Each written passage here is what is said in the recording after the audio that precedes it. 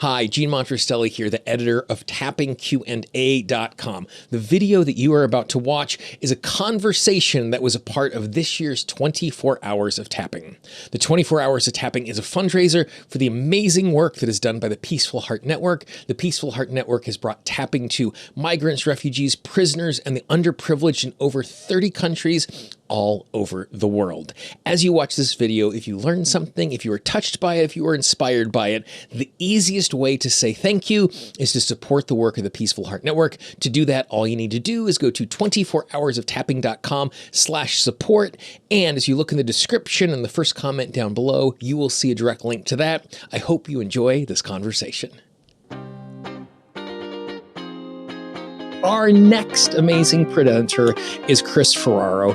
Chris is an author, an energy healer, a teacher on practicing practical healing, emotional alchemy, manifestation, and spirituality, blending ancient with cutting-edge principles and practices.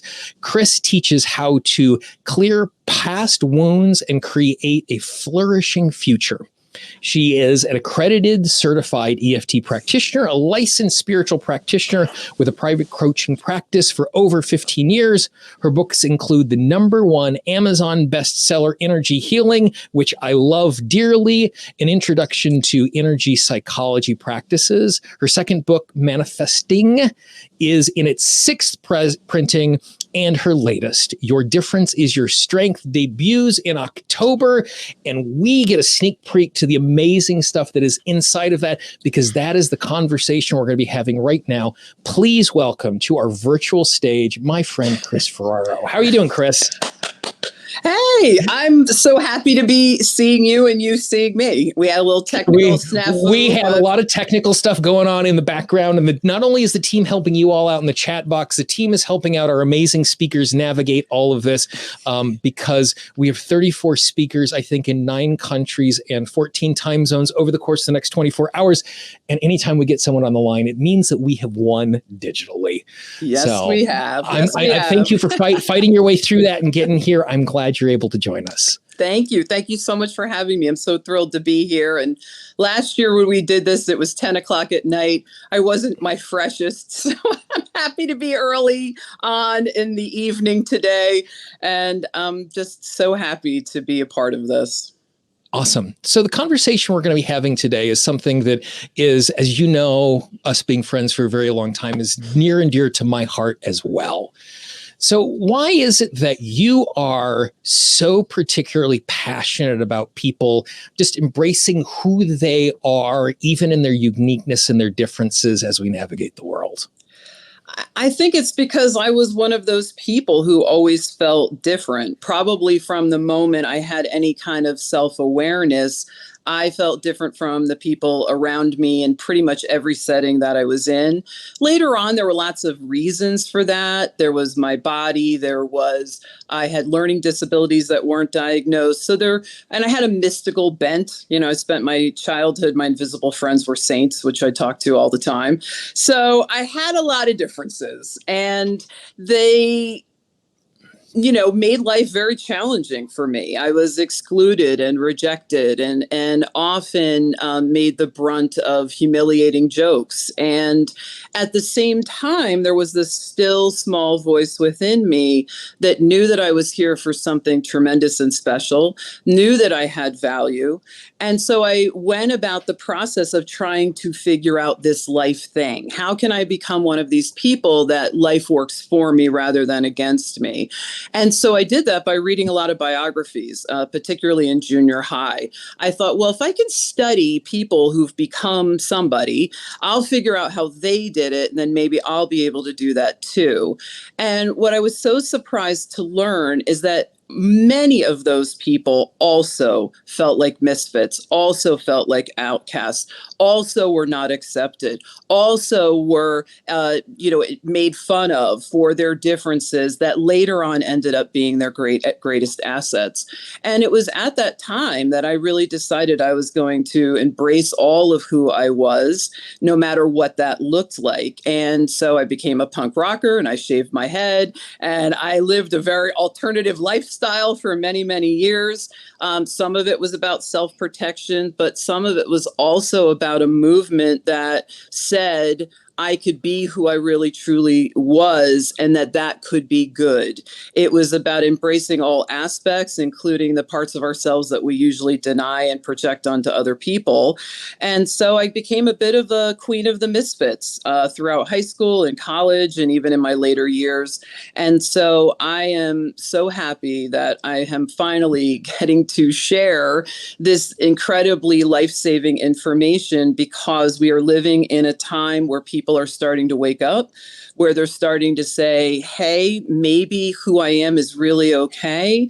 And maybe not only okay, but maybe I'm here to advance civilization forward in a way that the status quo cannot. And so the more and more each of us can embrace our essential selves, our true selves, the more that life itself benefits and everyone in it. And so when we create that transformation, I love this idea about, like, as we show up as these unique iconoclastic creatures, how that actually is better for the world. Oftentimes, before we can get to where we want to go, we need to understand where we are.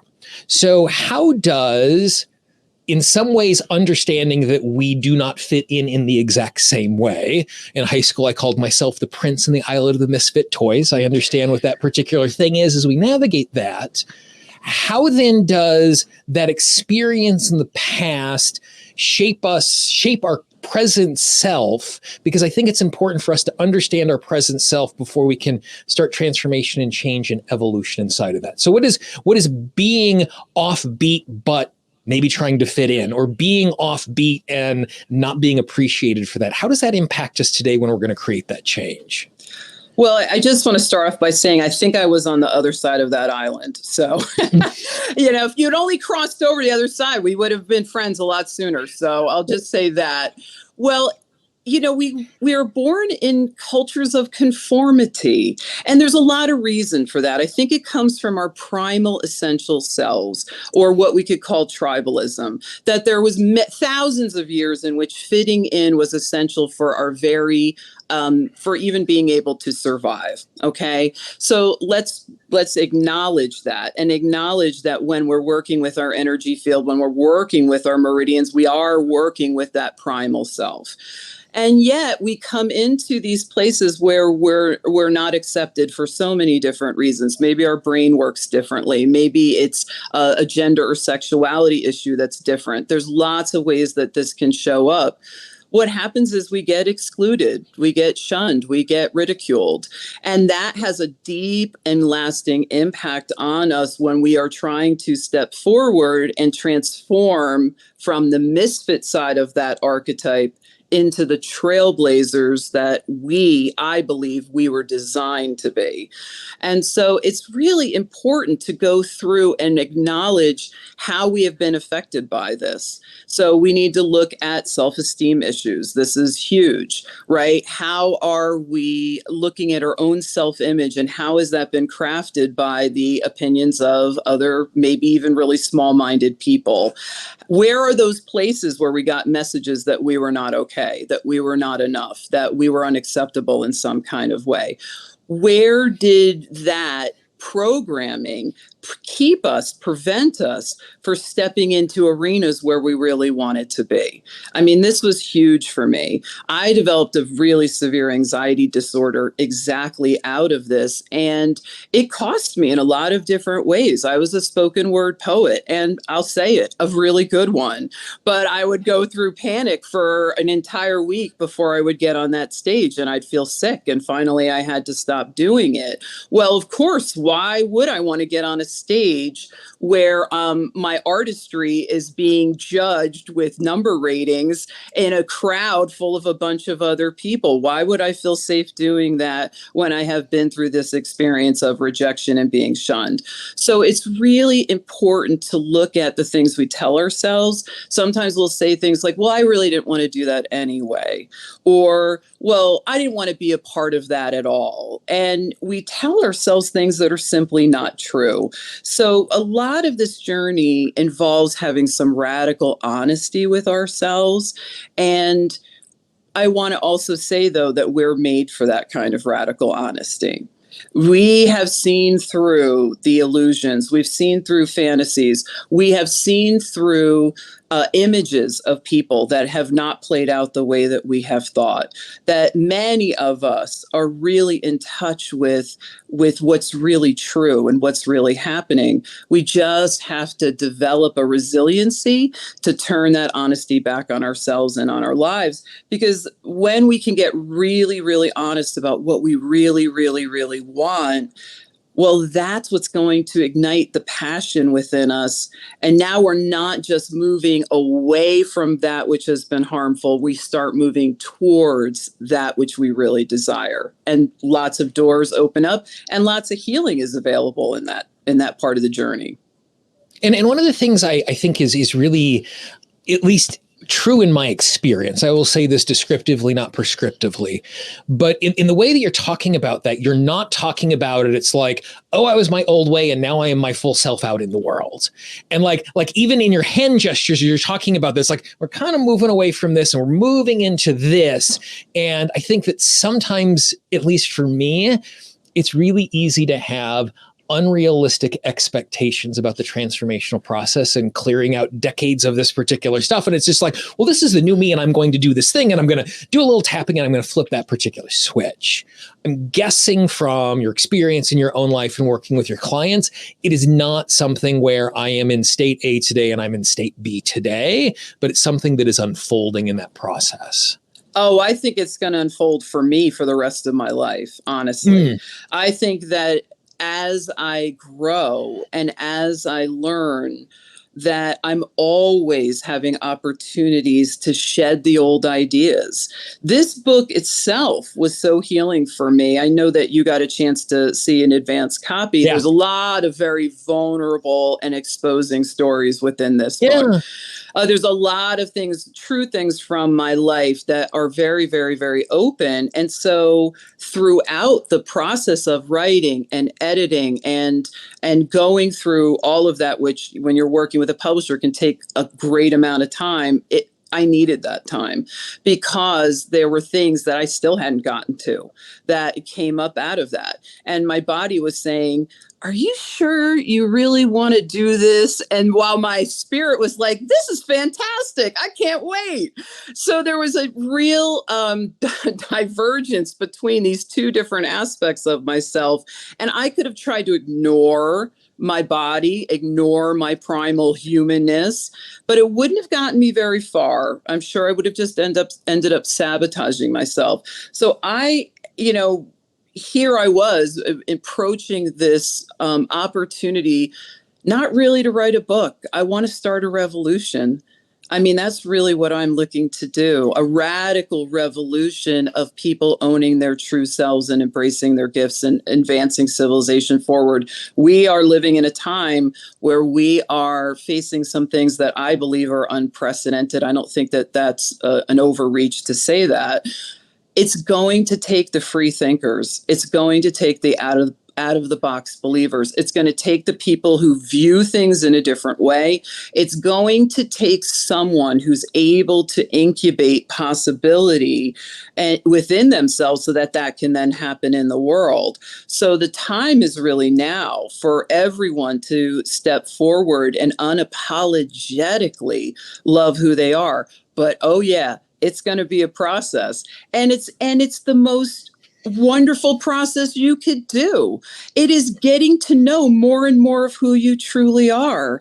And that, I believe, is always going to be a lifelong journey, and shedding more and more of the programming that each and every one of us takes on in a variety of ways. And so it is a journey. It is a process. It's the best journey you could ever be on, because you fall more and more and more in love with yourself.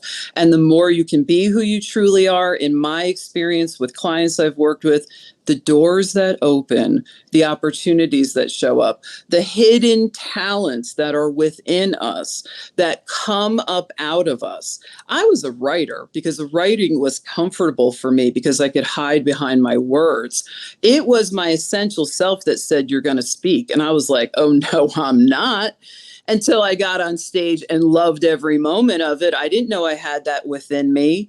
That was something that came out of the process. So you're going to have a lot of surprises as you go on this self-loving journey.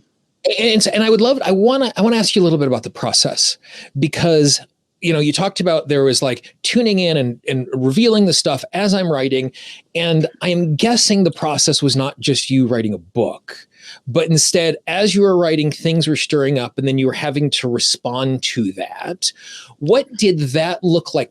Because for me, you know me, like I'm a practicalist. Like I try and always think about how do we share a tool in a way that is practical so it's someone to execute. So someone they're listening to you and, man, do you preach, Chris Ferraro? I love listening to you talk. And you're like, I'm ready to go knock through a wall. But just because I'm ready to go run through a wall doesn't mean that I'm actually equipped to go run through that particular wall. So share with me a little bit, like, what did the process look like day to day, week to week, month to month, as you're like churning, because you had two things going on simultaneously. Because like I said, I got a chance to read the book. Like we have the practical stuff where you're sharing in there, but there's also like these stories and this uncovering and the discovery and the healing that you're talking about. What did that look like for you as an individual, tapping on your own, tapping in with a practitioner, doing other tools? Like, I would love to hear kind of like nuts and bolts so that those of us listening can start a similar process as well. Well, it's important for everyone to know that I have a massive support team. So I have a tapping partner that I have worked with for years. She is brilliant and amazing, and I feel infinitely safe with her. I have a Reiki practitioner that I go to. I have 5 prayer partners, and I have a prayer team from my spiritual community. I have a variety of people that I can turn to over and over again, including my editor. There were times, instead of me trying to hide my fears about this process, which would have been the old way, I've got this all under control. I'm going to meet my deadline. Everything is fine. Instead, I reached out and I was like, help. I'm really scared. I'm feeling really blocked. I'm setting the time aside and stuff isn't flowing and I don't know what to do. And he immediately was like, let's have lunch, like tomorrow, let's get together. So in my openness and my ability to be radically raw and honest, I had so much support showing up in my life in so many significant ways. It was just profound. How it looked for me often shows up in my body. So if I get stuck when I'm writing, I do what Julia Cameron and many other creatives will recommend is go for a walk. I know that we are crossing our arms and legs, so we're getting out of homolateral and our energy field is crossing over, and that's probably why it is. It's also just good to get outside. I was feeling really stuck. I went outside to go to a park and to go for a walk, and I injured my ankle. And it was a long, painful healing process.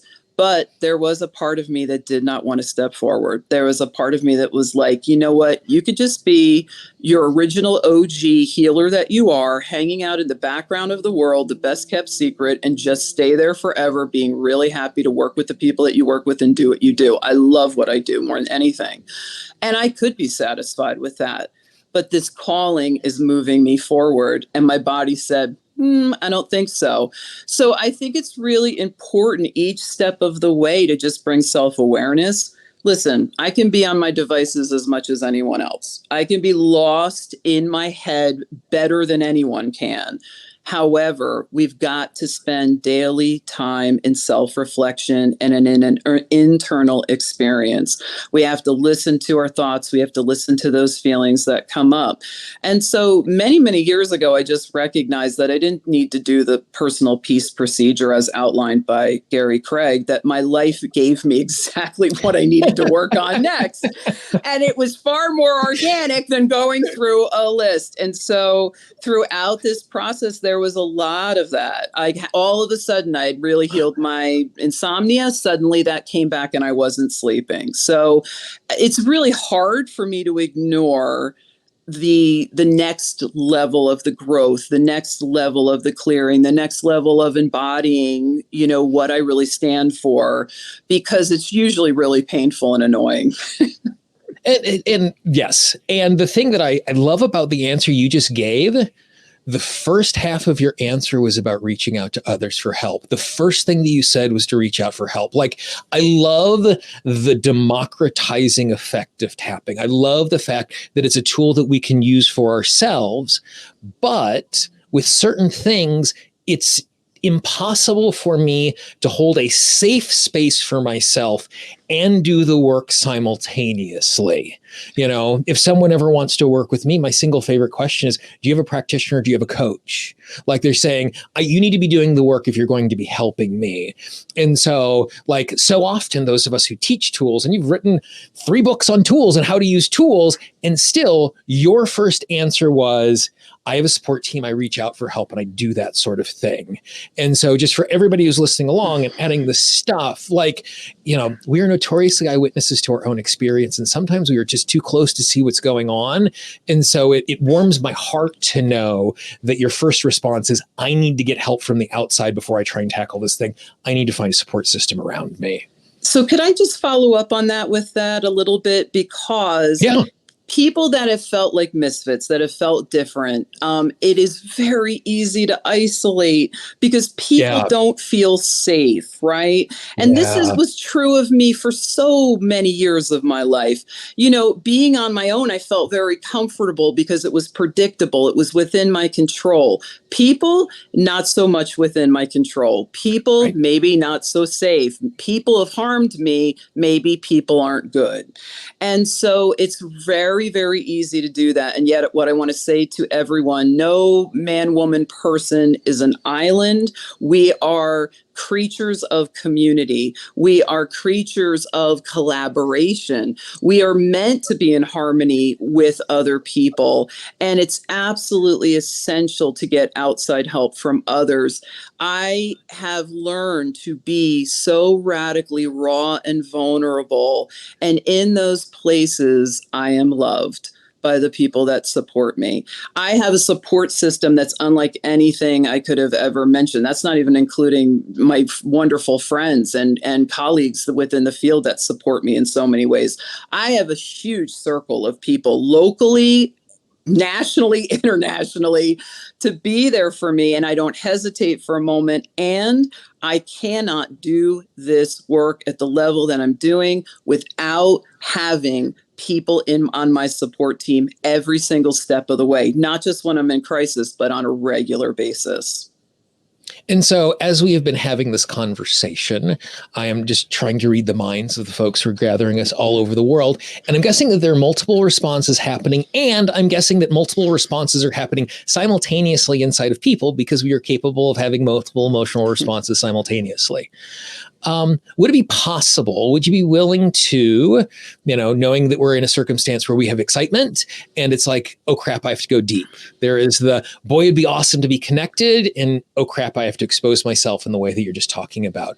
Would you be willing to lead us in some tapping and just kind of like leaning into some of those things and getting us a chance to be comfortable inside of that? And I will, if you'd like to do that, I will happily serve as your echo and you can just tap along with me.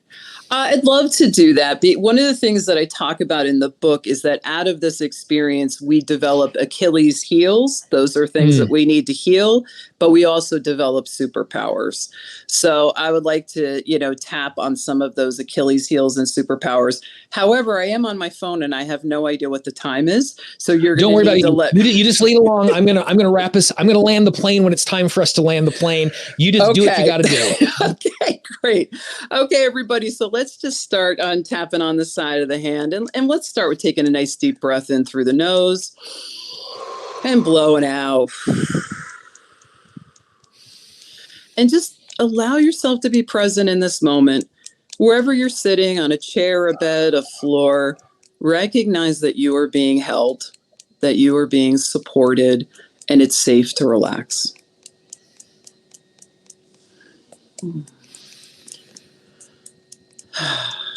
So even though So even though I've developed some Achilles heels, I have developed some Achilles heels, I have tried to fit in when it hasn't worked at all. I've tried to fit in when it hasn't worked at all. For just this moment, For just this moment, I also recognize I also recognize that out of this experience, that out of this experience, I've developed some incredible superpowers. I've developed some incredible superpowers. One of those is that I'm very compassionate. One of those is I'm very compassionate. And I'm applying that compassion to myself right now. And I'm applying that compassion to myself right now. Even though I've exhausted myself at times, Even though I've exhausted myself at times, jumping through other people's hoops, jumping through other people's hoops, trying to please them, trying to please them, and get their acceptance.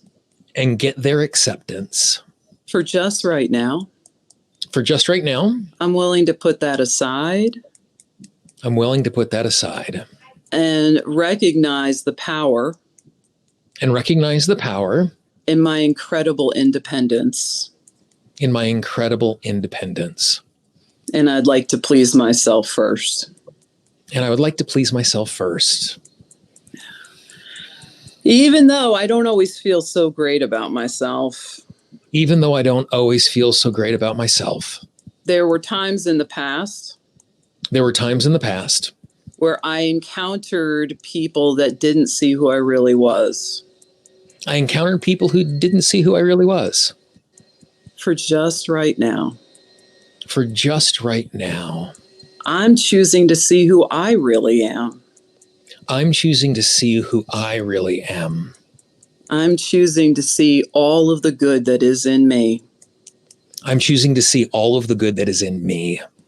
And I'd like to somehow remember And I'd like to somehow remember that I'm here on purpose, that I'm here on purpose, for a purpose. for a purpose. And I'd like that to lead me forward. And I'd like that to lead me forward. Okay. And so to everybody that's tapping along with this, out of those statements, think of whatever that feeling tone has come up for you. Maybe frustration, maybe some sadness and grief, maybe some anger. Let yourself be wherever you are and allow that feeling tone to be present. As Jean and I say, this emotion, I want you to tune into that emotion for you. This emotion. This emotion.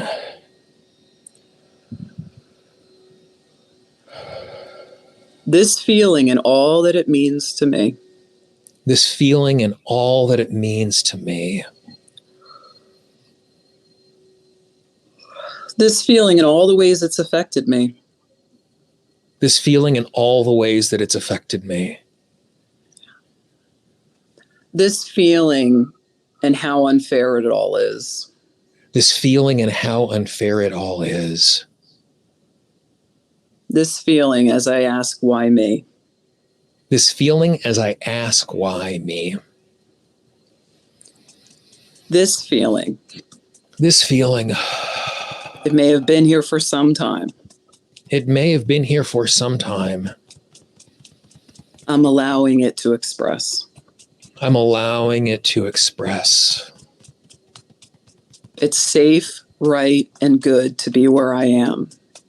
It is safe, right, and good to be where I am. This feeling. This feeling. And all the ways it's affected me. And all of the ways that it has affected me. Yeah. This feeling. This feeling. And every place that has inspired it. And every place that has inspired it. This feeling. This feeling. And every person that's inspired it. And every person that's inspired it. This feeling. This feeling. And all of the ways that it has gotten in my way. and all of the ways that it has gotten in my way. This feeling and how painful it is. This feeling and how painful it is. And to everyone listening, how painful is it? Let's just tune into it for a moment. It may sound like a thought. It may be a sensation in the body. Just tune into it for a minute and allow it to be wherever it is. And how intense is it on a scale of 1 to 10? Very good. Excellent. Wow, I feel people tuning in. I love this. All right. Yeah. Yeah, chin. This feeling and all that it means to me. This feeling and all that it means to me. And every place that it's come out of. In every place that it has come out of.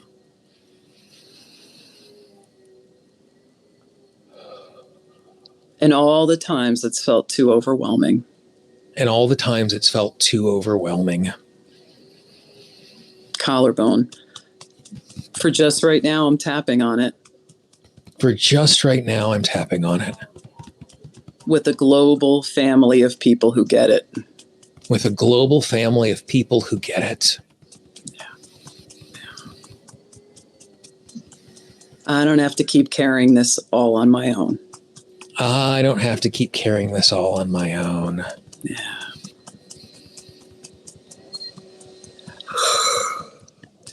I'm yawning for everyone. Love that. We're all moving stuff right now. We're all moving it. That's right. This feeling. This feeling. Being present with it. Being present with it. And trusting that my emotional body knows what to do. And trusting my emotional body knows what to do. Yeah. Energy is designed to move. Energy is designed to move. And this feeling is as much as energy as anything else. Energy is as much as anything else. Yeah. So I'm allowing. So I am allowing. I'm being a compassionate witness to myself. I'm being a compassionate witness to myself. I'm being fully present to the here and now. I'm being fully present to the here and now.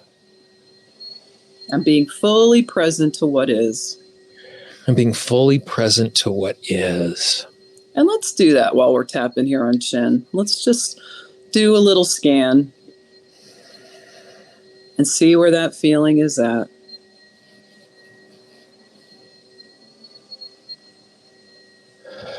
Yeah. And let's remind ourselves. That was then and this is now. That was then and this is now. This feeling has a purpose. This feeling has a purpose. It's reminding me of those times. It's reminding me of those times. Where I just wasn't seen for who I truly am. Where I just wasn't seen for who I truly am. Yeah.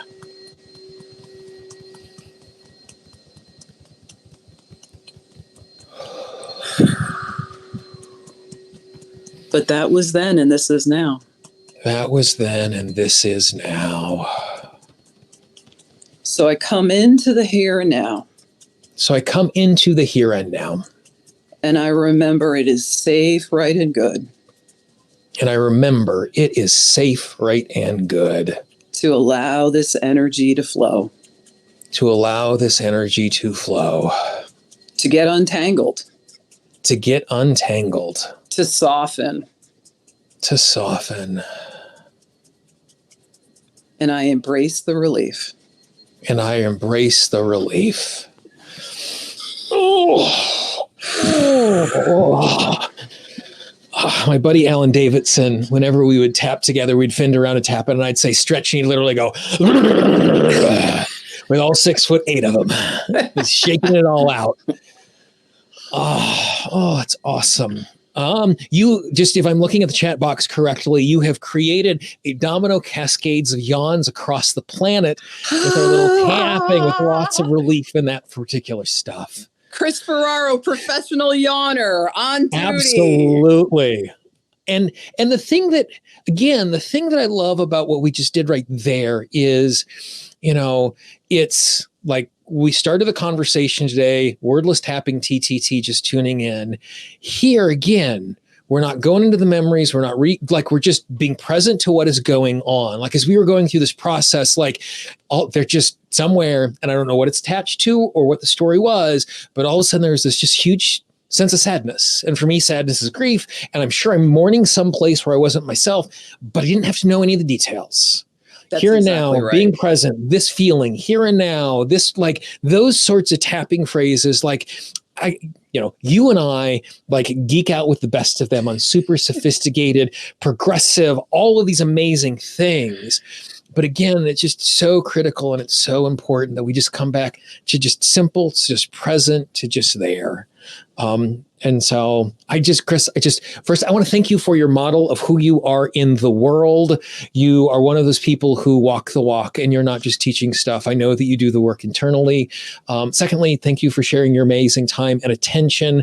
Those of you who do decide to support and end up in the raffle, we have 2 copies of Kris's first book signed. We got 2 copies of Kris's second book signed, that 4 different people are going to get an opportunity to dive in even deeper with this absolutely amazing person. Kris, thanks for your time. Thanks for showing up. Thanks for supporting this amazing, amazing work. I can't wait to see you in person and give you a hug real soon. It's been way too long. Thank you so much. It's been, right back at you. Everything that you said to me, right back at you. So thank you. Awesomeness. Excellent. If you found this interview inspiring, I would encourage you to support the Peaceful Heart Network by going to 24hoursoftapping.com/support or clicking the link in the description. And you will see on the screen right now a playlist to all of the interviews from this year's and last year's 24 Hours of Tapping. I hope you enjoyed those as well.